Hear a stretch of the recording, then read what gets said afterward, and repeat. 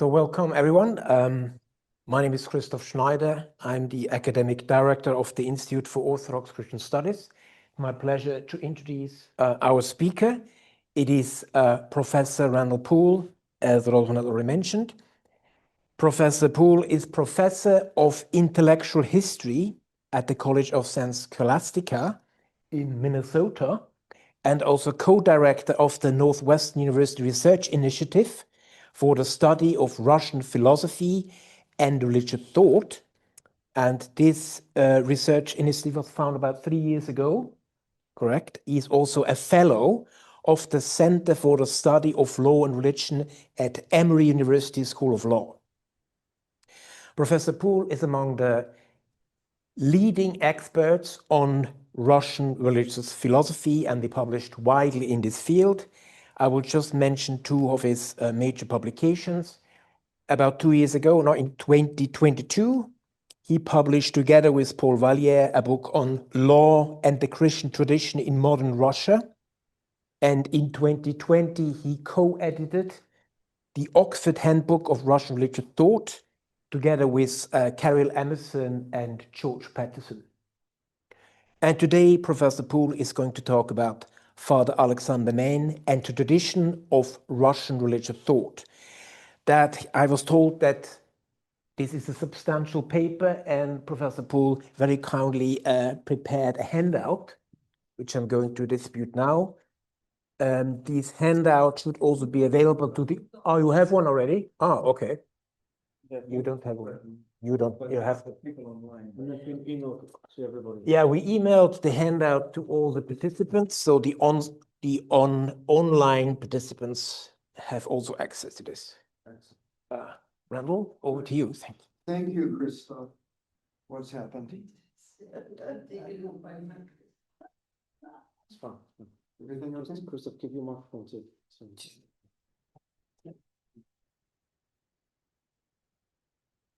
Maybe that's how far away. Yes, I reject.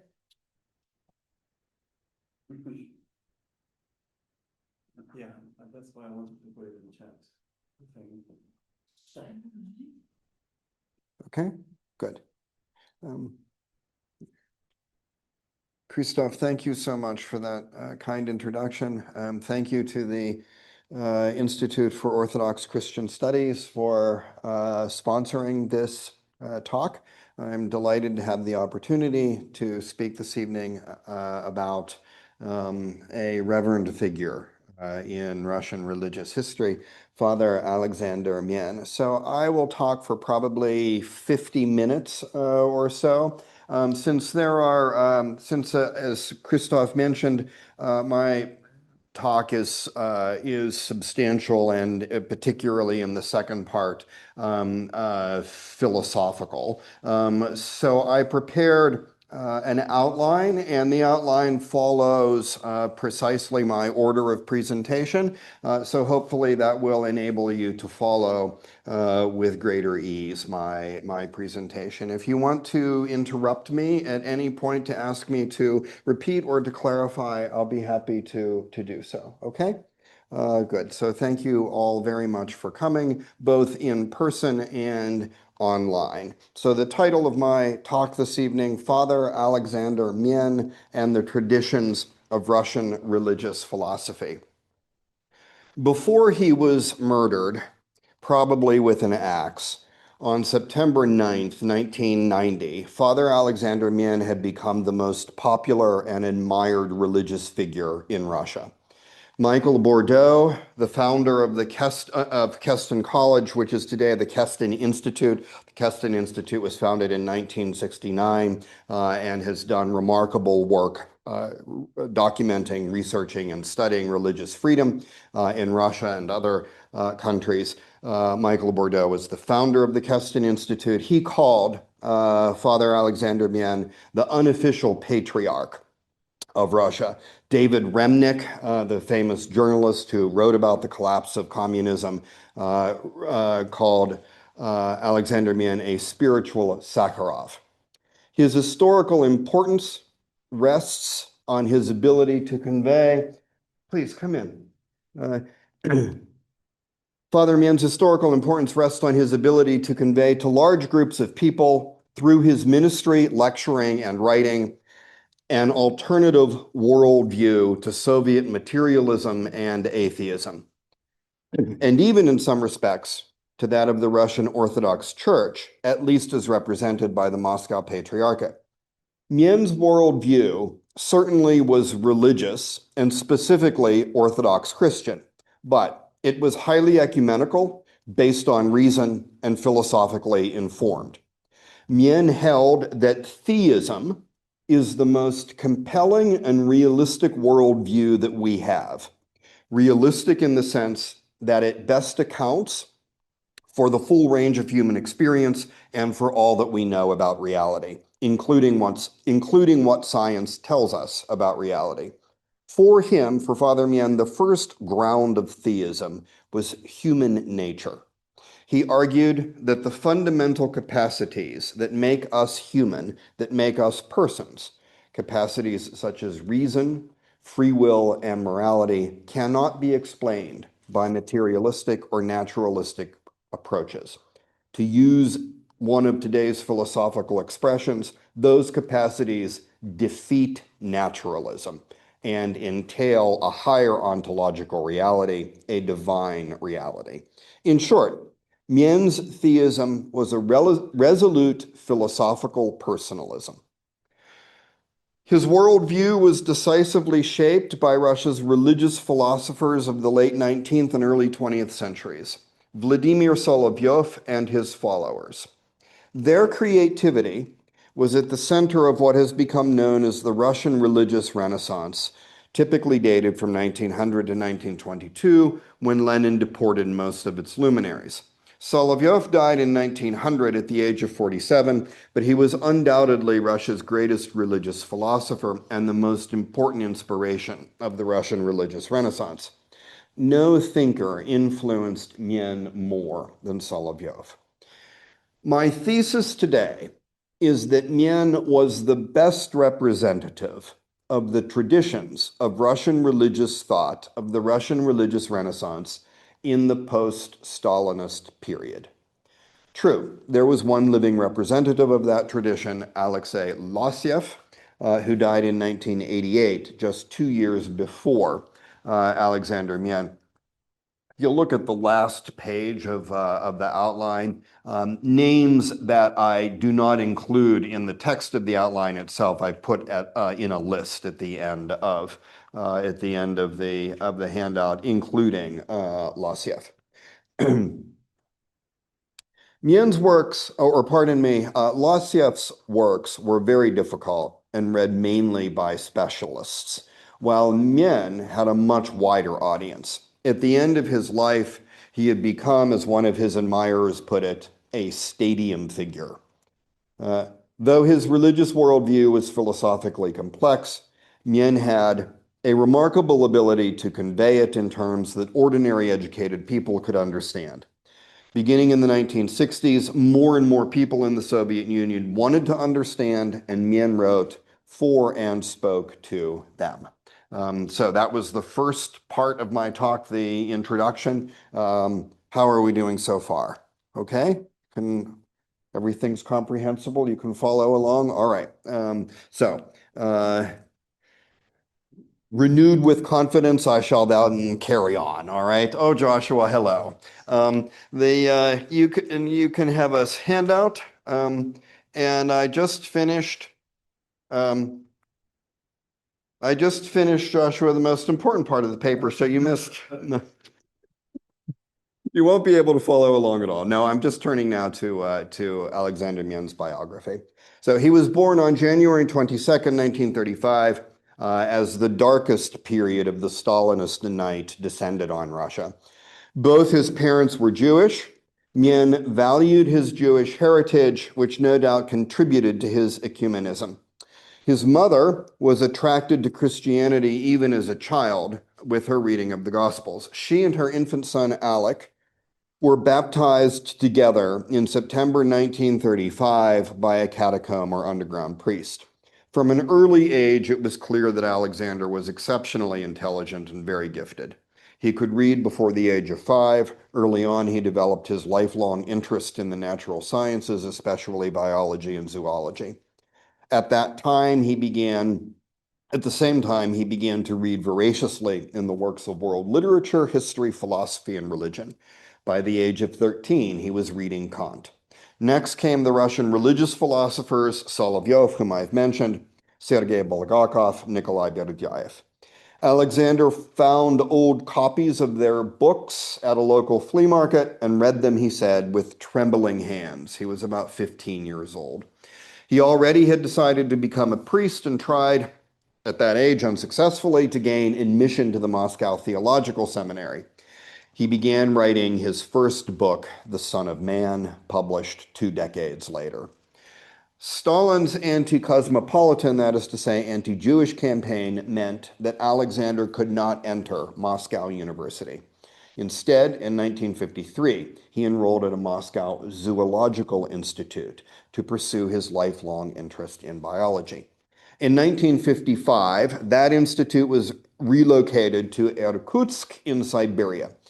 Aleksandr continued his studies there while also independently reading theology. He read more of Solovyov and also Pavel Florensky, whose large and difficult work, The Pillar and Ground of Truth, originally published in 1909, helped to convince men that truth is intuitively known and not only based on inductive reasoning from empirical data.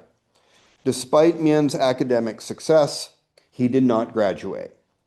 Aleksandr's religious contacts in Irkutsk and his criticism of a new required course on so-called scientific atheism resulted in him being denied permission to take his final exams. His expulsion coincided with the launch of Khrushchev's anti-religious campaign. Aleksandr returned to Moscow in 1948, was ordained as a deacon on July 1st of that year, and assigned to his first parish, Akulova, on the outskirts of Moscow. 2 years later, after graduating by correspondence from the Leningrad Theological Seminary, he was ordained a priest on the 1st of September 1960 and assigned to his second parish, Alabino, also to the southwest of Moscow. 4 years later, he moved to his third parish, Terasovka, located near Sergeyev Posad. His fourth and final parish was Novaya Derevnya, where he served the last 20 years of his life.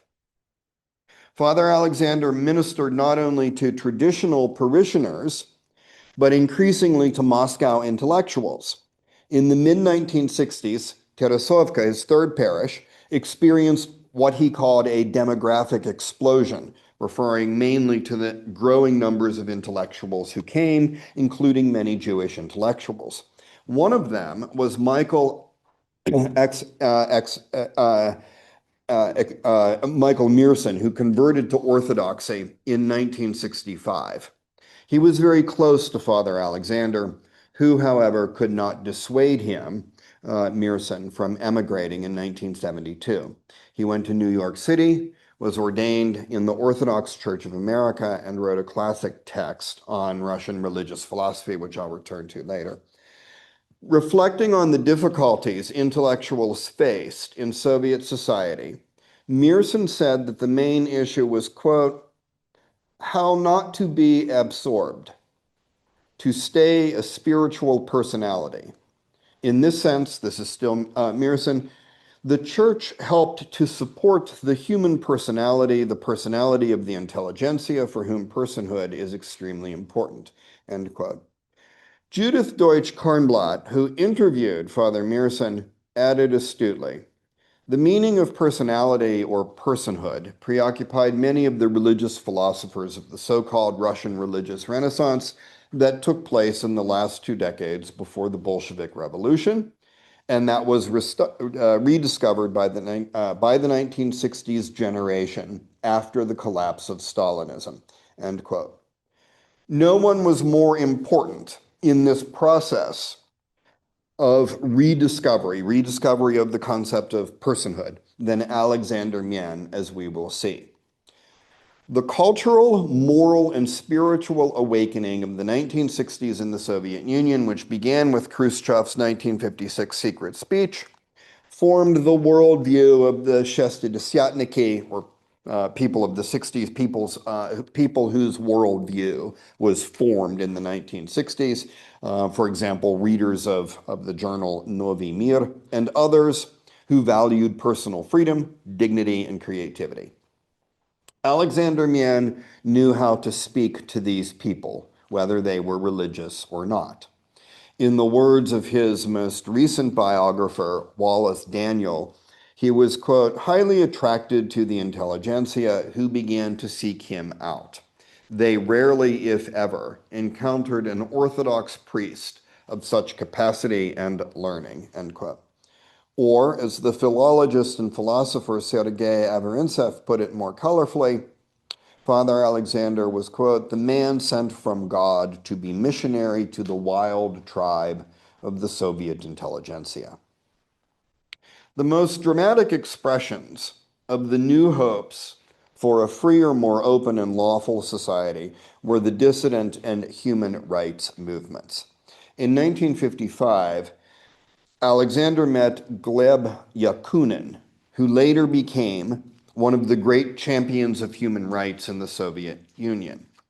Their friendship brought about Gleb's conversion to Orthodoxy, and he was ordained in 1962. In December 1965, he and another Orthodox priest, who was also one of Father Aleksandr's close friends, Nikolai Yeshliman, wrote 2 letters, one addressed to Patriarch Alexei I, and the other to Nikolai Podgorny, chairman of the head of the government of the USSR. The letters were highly critical of Soviet church-state relations, and especially of the Moscow Patriarchate, for accommodating to state power. Predictably, both priests, Gleb Yakunin and Nikolai Yeshliman, were suspended. This marked the beginning of Yakunin's dissident activity. Now, Father Aleksandr, unlike his longtime friend, Yakunin, did not become directly involved in the human rights movement. He believed that his ministry was the best way for him to contribute to the struggle for freedom, human dignity, and human rights. His charism reached beyond the intelligentsia and embraced everyone interested in learning more about the creative and spiritual aspects of human nature and about the perennial questions to which these aspects arise or give rise. Large numbers of people were attracted by his deep learning, his broad cultural and religious horizons, and especially by his simple respect for them as persons, his respect for their human dignity. He, Father Aleksandr, radiated the image and likeness of God, and in his presence, people could better recognize the divine spark in themselves. In addition to his pastoral work, there was another aspect of Father Aleksandr's heroic ministry, as Mearson characterized it, his voluminous writings. His main works were published abroad in Brussels by a small Catholic publishing house. His first book was the one I already mentioned, the one that he had begun writing in his early teens, The Son of Man. Beginning in the late 1960s, it was distributed through Samizdat. After it was published in Brussels in 1968, copies of the book made their way back into Russia and were widely circulated. There soon followed his major 6-volume work titled History of Religion, in Search of the Way, the Truth, and the Life. The first 5 volumes were published between 1970 and 1972. The 6th followed a decade later. The first volume, Sources of Religion, explores the philosophical grounds of theism. It stands on its own, and I will turn to it later in my talk. The 2nd through 6th volumes trace the religious history of humanity from the dawn of civilization to the threshold of Christianity. I just recently discovered in the course of writing this paper that there is a 2-volume abridgment in English Oh, thank you so much. A two-volume abridgment in English of the six-volume work, and it is available free online. So if you go to Father Mien's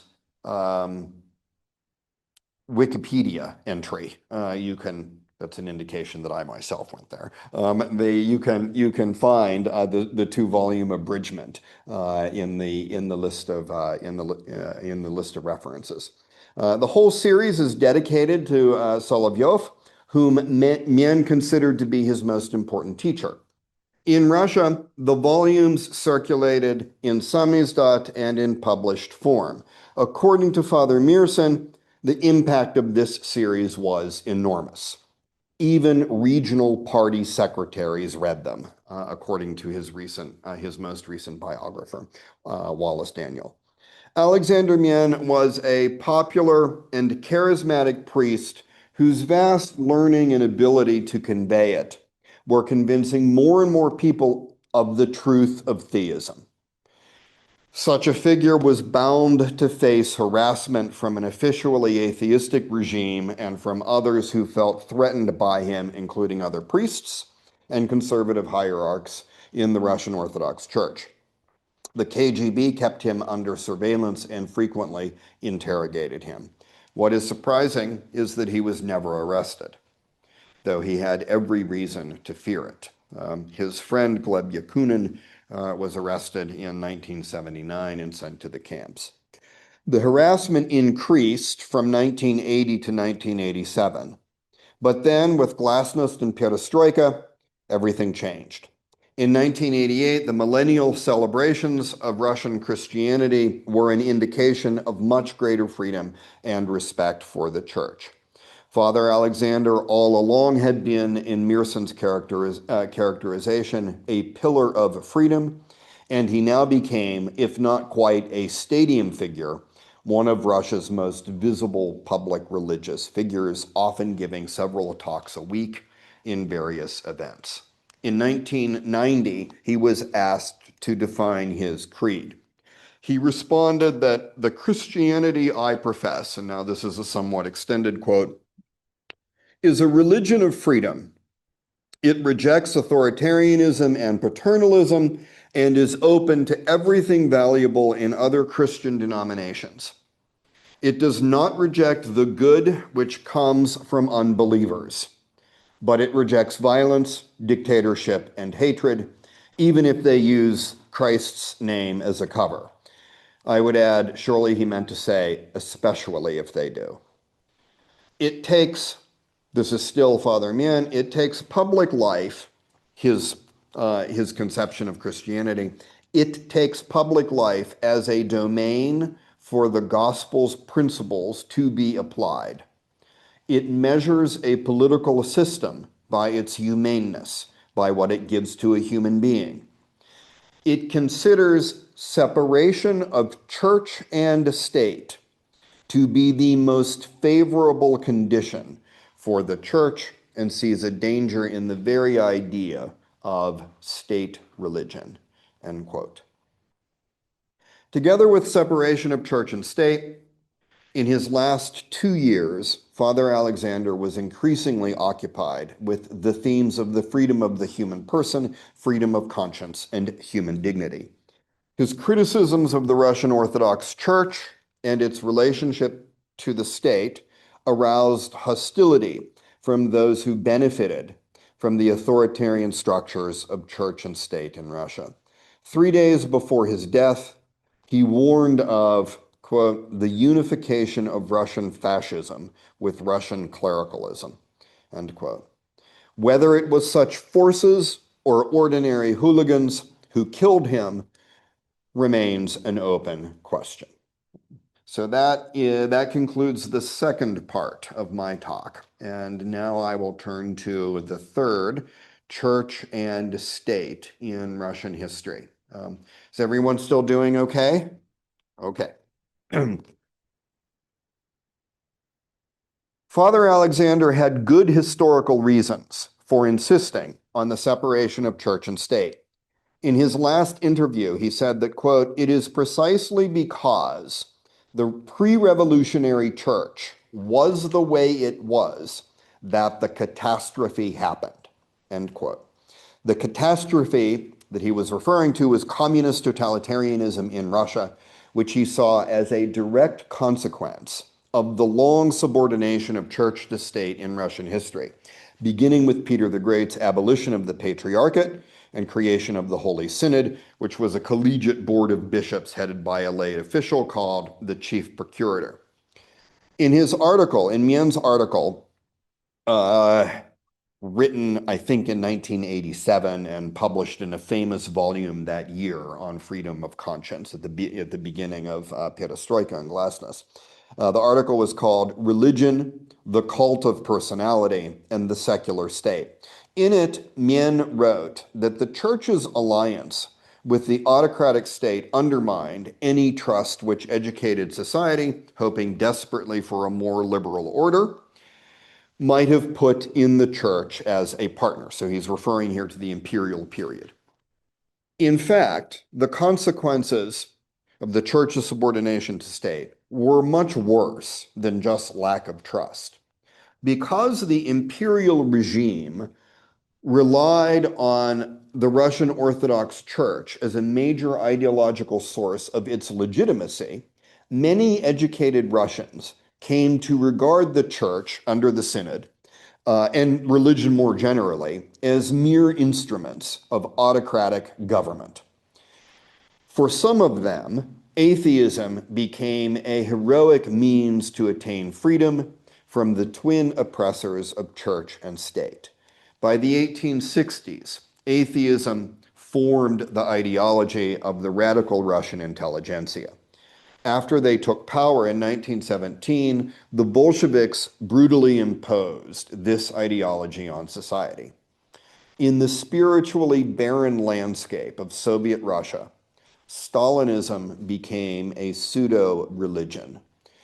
In The Cult of Personality, Mien wrote, quote, "State power came to total self-deification and established itself as the only absolute value," end quote. The history of church-state relations in Russia and its terrible consequences had convinced Mien of the importance of the principle of the secular state. That is, in his words, the state which serves the interests of its citizens regardless of their religious affiliation and guards the holy of holies within man, his convictions and his freedom of conscience, end quote. Mien noted that the synodal system could not entirely paralyze the inner life of the church, his words, which had, again his words, its great saints, ascetics, clergy, and theologians. In fact, Russia experienced a long religious revival in the imperial period, growing out from underneath the Holy Synod. This revival began early in the 19th century at the famous monastery Optina Pustin, which cultivated hesychasm, that is to say, a mystical tradition of contemplative prayer revived in the late 18th century by the Philokalia, a collection of patristic and medieval texts, and by spiritual eldership, or starchestva in Russia. As a boy, Aleksandr experienced Optina spirituality through Mother Maria, a nun who was very close to him. Other facets of the Russian religious revival throughout the 19th century included Slavophilism, monasticism, pilgrimage, icon veneration, scholarship and learning in the theological academies, the publication in 1880 of Dostoevsky's The Brothers Karamazov, which revealed to his readership the depths of Russian Orthodox spirituality, Tolstoy's religious conversion in the late 1870s, Solovyov's lectures on godmanhood or divine humanity delivered in 1878 to audiences of nearly 1,000, and the pastoral movement among Russian Orthodox clergy. One of the main figures in this last facet of the religious revival, the pastoral movement, was Father Grigory Petrov, Very much like Vladimir Solovyov, he declared that the full realization of the kingdom of God was a universal ideal of all humanity and the purpose of history. God would fulfill that purpose once human beings learn to live in the spirit of truth, love, and justice, and once they internalized what he called the gospel as the foundation of life, which was the title of his first book. Petrov deplored the autocracy's subordination of the Russian Orthodox Church to its own interests. By the time of the 1905 revolution, he came to support the disestablishment of the church. In all this, Mien can be seen as Petrov's faithful successor, though I do not know if Mien was familiar with Petrov. But he was much inspired by two very similar figures, the priests Alexei and Sergei Miechev, father and son, who served in one of the most successful parishes in Moscow before the Bolsheviks shut it down in 1931. By 1900, the century-long Russian religious revival culminated in the more intense Russian religious renaissance. In 1988 and 1989, Father Aleksandr gave a series of 12 lectures amounting to a small book that's now available in English on the main philosophers of the Russian religious renaissance. Three of them, Berezovsky, Bulgakov, and Semyon Frank, together with Peter Struve, had passed from Marxism to idealism, as Bulgakov put it in 1903 in the title of a collection of his articles. The three went on to become religious philosophers of global importance. Their conversion from Marxism was a significant moment in the history of Russian thought, not least of all because they memorialized and analyzed their conversion in their contributions to the 1902 volume, Problems of Idealism, which I translated at the beginning of my career. Mien refers to this collection at least once and discusses it. I was delighted to see that. You can imagine my excitement that Mien knew Problems of Idealism. He refers to it and discusses in even more detail its successor volume, Viechi, or Landmarks, from 1909, to which all three also contributed. In lecturing on them, when he did, these three philosophers, Berezovsky, Bulgakov, and Frank, in lecturing on them when he did in the late 1980s, Mien wanted to convey their spiritual experience and learning to a society that was itself abandoning Marxism for a new world view. He called them and the other religious philosophers on whom he was lecturing, quote, immense figures as though chiseled out of stone, figures that any civilization in any age would be proud of, end quote. It is true that in its time, the Russian religious renaissance, with its defense of the human person, its sacred dignity and rights, did not fundamentally alter Russia's historical trajectory, but I would contend it came close.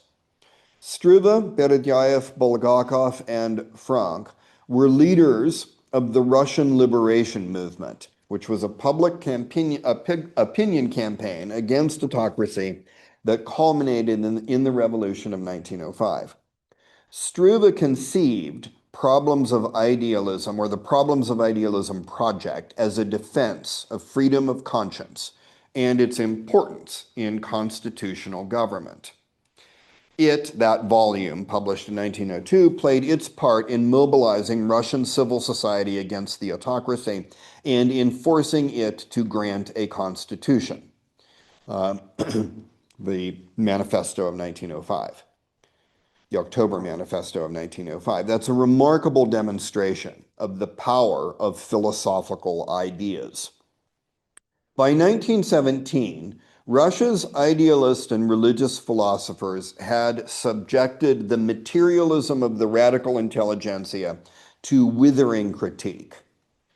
But under the unprecedented strain of the Great War, The Romanov dynasty collapsed, and Russian civil society, under the same enormous strain, was not able to prevent the Bolsheviks from taking power, from imposing their dead ideology on society, and from deporting most of the luminaries of the Russian religious Renaissance. In Paris, Berdiaev became the best-known Russian philosopher in the world. Bulgakov, perhaps the greatest Orthodox theologian of the 20th century, and Frank, the most outstanding Russian philosopher of all time in the judgment of the famous historian of Russian philosophy, Vasily Zienkovsky. In the late 1980s, Father Aleksandr Mien must have thought that Russia was experiencing a historical moment similar to the 1905 revolution, when constitutional government and the rule of law, based on respect for human dignity and human rights, were viable possibilities for Russian historical development. He wanted to strengthen these possibilities in his day by recovering the traditions of Russian religious thought. The tradition that he valued most was personalism. Let me offer a definition. Personalism holds that persons are rational, moral, creative, and spiritual beings who bear an intrinsic worth. Did I give you this definition? Oh, good. Yes. Okay. Oh, yes, I see it here.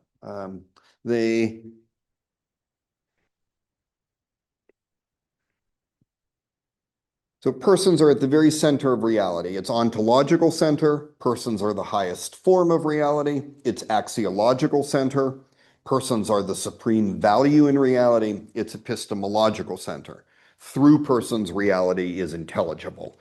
Mien seems to have taken the term personalism from Berdiaev, who, so far as I know, first used it in his 1931 book, Назначение человека, translated by Natalie Duddington as The Destiny of Man, but more accurately, it's the calling of the human being. The calling is to realize personhood in oneself and in others, to build communities of persons, since only in community with each other can persons flourish. The term personalism, it's remarkable that Aleksandr Mien uses that term, personalism. It was not a common term. It was not commonly, if at all, used by Russian philosophers before Berdiaev, but it does very well describe a deep feature of the Russian religious philosophical tradition. Beginning as early as the Slavophile Ivan Kirievsky, and then in earnest with Boris Chicherin around 1880, Russian metaphysical idealists and religious philosophers invested the Russian word "lичность" with the exalted meaning personhood. Lичность can be translated in a variety of ways, but Russian philosophers beginning around 1880 invested it with the meaning personhood to emphasize the person's absolute worth, dignity, and rights. They typically embraced Kant's idealist conception of human nature, which was based on the astonishing dual power of reason to posit or recognize ideals, and second, to determine the will according to those ideals. They, Russian philosophers, much like Kant himself, drew theistic metaphysical conclusions from this quintessential human capacity for ideal self-determination, since this capacity defeats naturalism. The absolute ideals of reason and morality cannot be derived from the positive data of external sense experience, while free will refutes physical determinism. Are we still doing okay? All right. Can follow the philosophical argument? Okay. All right. Let me take just a drink of water. And you know, people are being so attentive, and with good eye contact, and that makes it so much easier to deliver a paper like this. Thank you.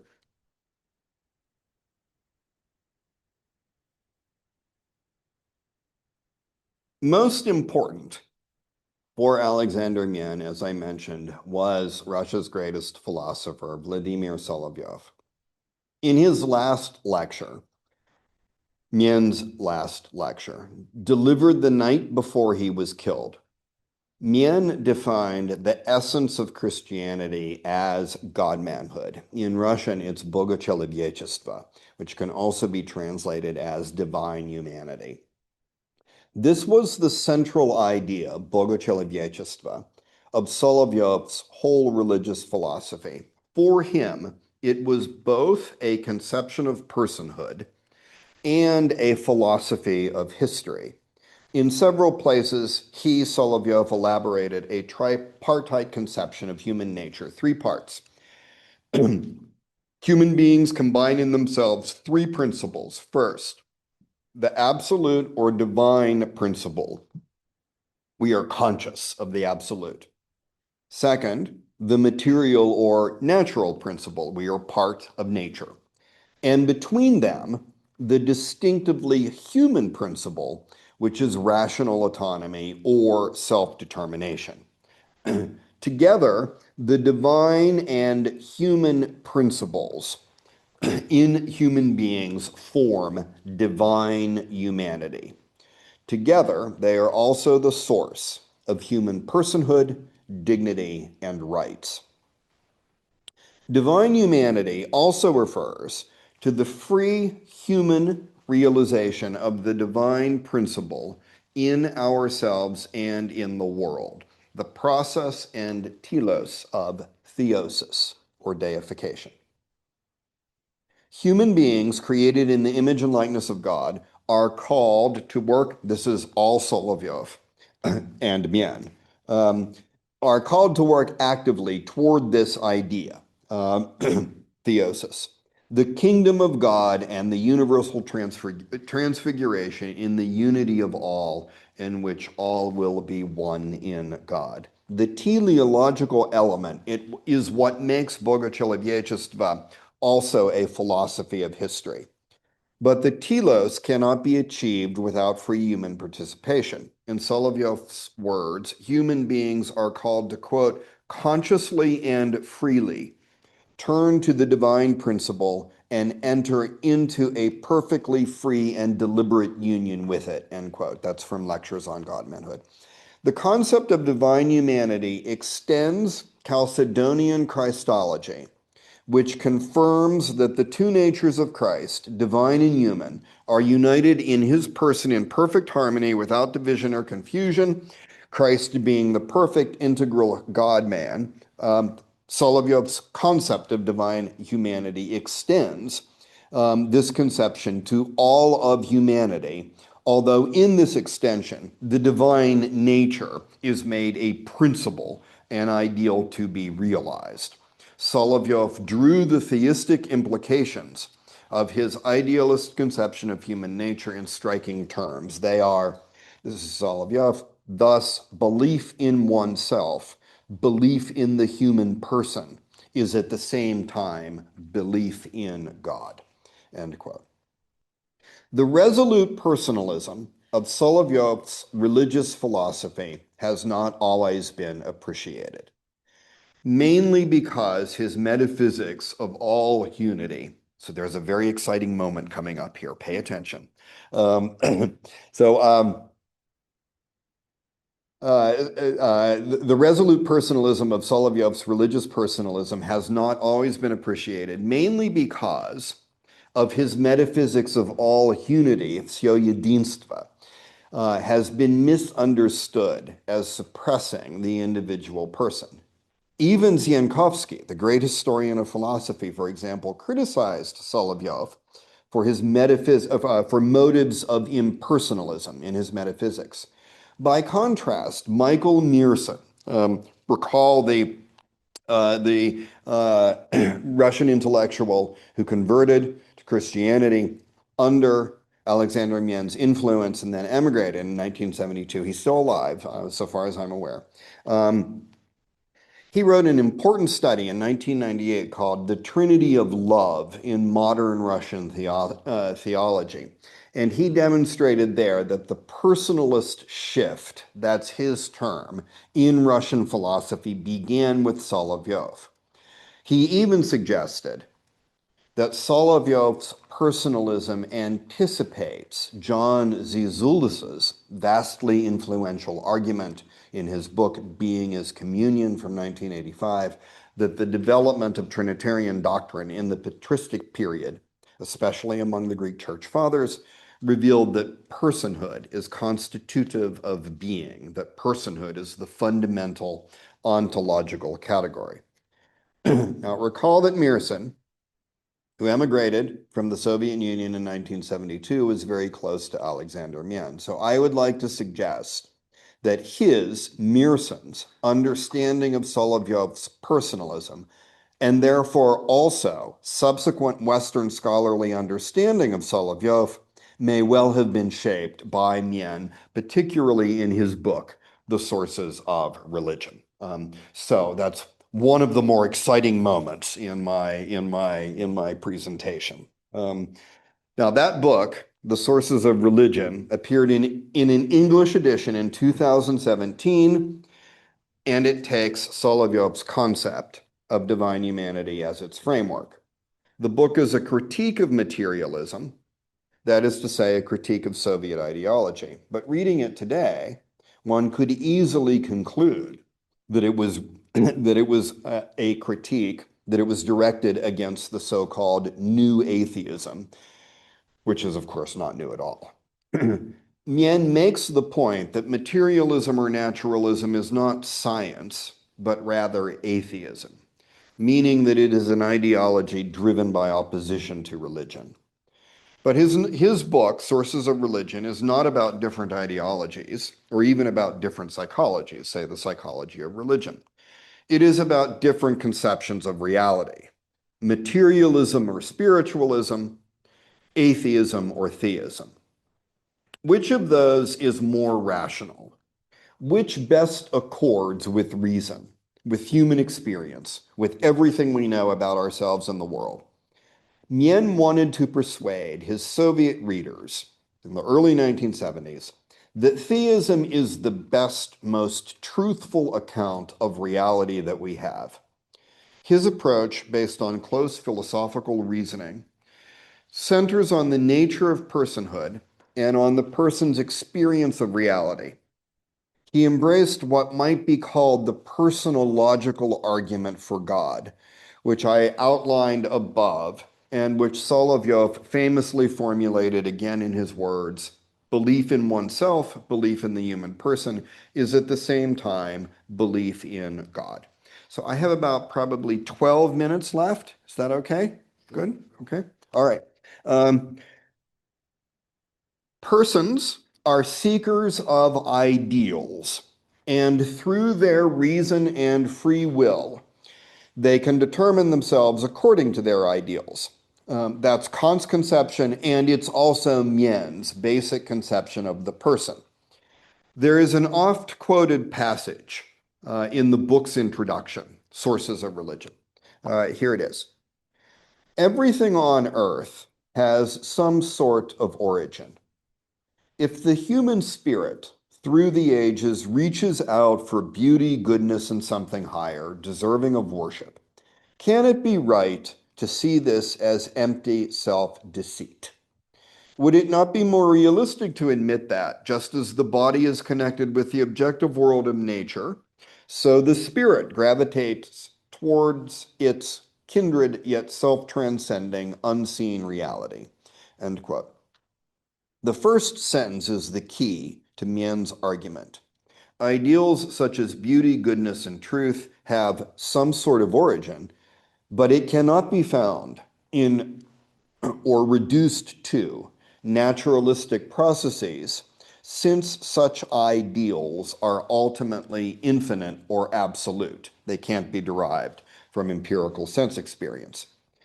even when people have lost faith in God or never had it, they passionately seek the absolute and are not satisfied with reality at hand, in Mien's words.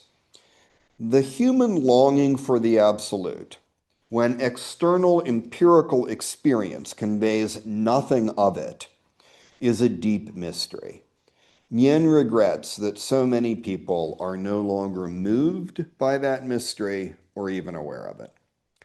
The immediate object of the book is Marxism and its materialistic explanation of religion and of human consciousness in general. Mien refers to Yevgeny Trubetskoy's chapter in Problems of Idealism, which chapter levels a devastating critique of Marxism.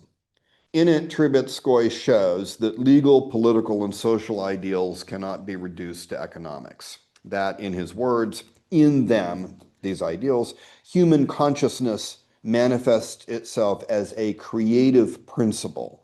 That in them, these ideals, there is something irreducible to economic data and inexplicable by such data alone, end quote. Mien himself quotes Trubetskoy's conclusion. It is not difficult to demonstrate that no ideal is identical with the economic needs and interests it is invoked to satisfy, that it contains something they do not, end quote. Persons are not only conscious of ideals, they are capable of acting on them, even to the point of sacrificing their own life on behalf of them. Irrefutable evidence, according to Mien, that human beings can override natural instinct and inclination. He says only they face moral dilemmas. Together with inner or spiritual freedom is human creativity, which also refutes naturalism. Mien regarded Berdyayev's The Meaning of Creativity as an essential text and often refers to it. Beredyayev considered creativity to be the main distinguishing feature of humanity, one that allows persons, quote, to penetrate through this world to another world. Mien quotes those words. Mien maintained that the basic constitutive and distinctive features of the person already tell us a lot about the nature of reality.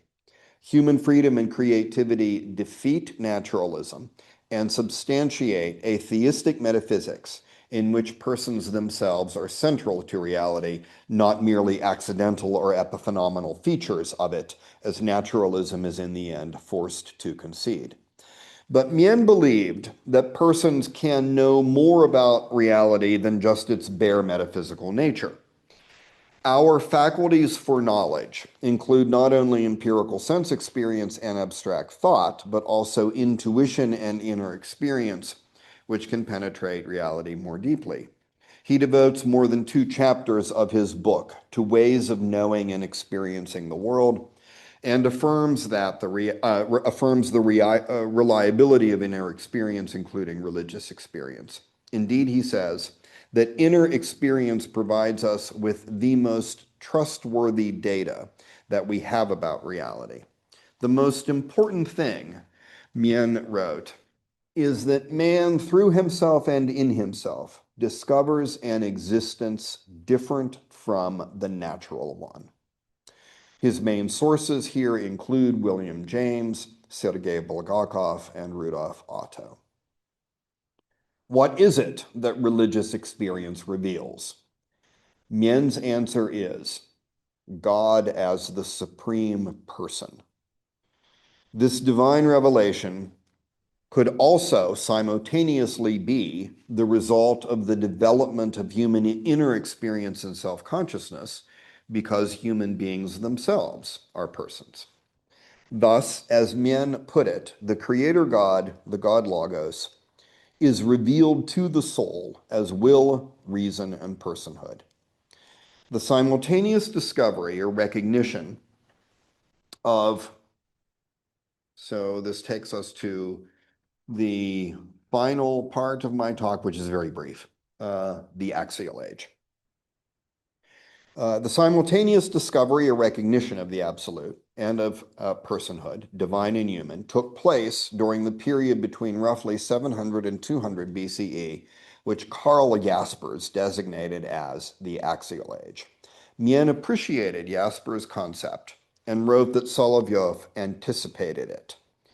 For Solovyov, as Mien recounts, the critical moment in the Axial Age came with the Hebrew prophets. Imagine how Mien appreciated this given his Jewish ancestry. The Hebrew prophets developed Judaic monotheism into a much fuller personalism, according to Solovyov. They were the first to recognize that God's will is absolute love, which acts not as an external law, but rather as the inner law for human will, as the consciously and freely chosen good, what I've referred to all along as ideal self-determination. Solovyov attributes that concept to the Hebrew prophets. Upon this inner relationship, he wrote, is to be established a new covenant between God and humankind, a new divine human order, which is to replace the preliminary and transitional religion that was grounded in the external law, end quote. The religious historical process of a deepening human perception of what Mien calls the absolute as person, again both human and divine, culminated in the coming of Jesus Christ, the God-man. Mien's understanding of this process was deeply indebted to Solovyov. I noted above that Solovyov's concept of divine humanity is both a philosophy of personalism as well as a philosophy of history. The latter because Solovyov believed that history was teleologically oriented toward the coming of Christ and then toward the Christification or deification of all reality. It is clear that Solovyov's concept of divine humanity is a robust religious humanism. Human beings have the capacities within themselves to make progress toward self-realization in deification, though Solovyov did not believe that they could achieve it on their own. It was, after all, a divine human process. Solovyov cherished the ideal of progress and thought that religious humanism was the best way to work toward it. But the meanings of progress and humanism are essentially contested, and these contested meanings fill volumes of modern intellectual history. Mien was preoccupied with all of these themes: the philosophy of history, the meanings of progress, the varieties of humanism. Berdiaev was too, and Mien knew his works, even those published in his émigré period. Mien largely followed Berdiaev's interpretation, first advanced in the New Middle Ages in 1924, that in the modern period, humanism degenerated from religious humanism to atheistic humanism, and that the second form naturalized and therefore destroyed the very concept of the human person.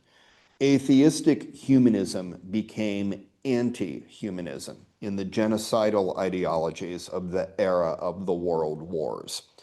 Mien referred to, quote, the elimination of the religious and spiritual foundations of society that fueled the pathological crisis of culture that marks the boundary between the 19th and 20th centuries, end quote.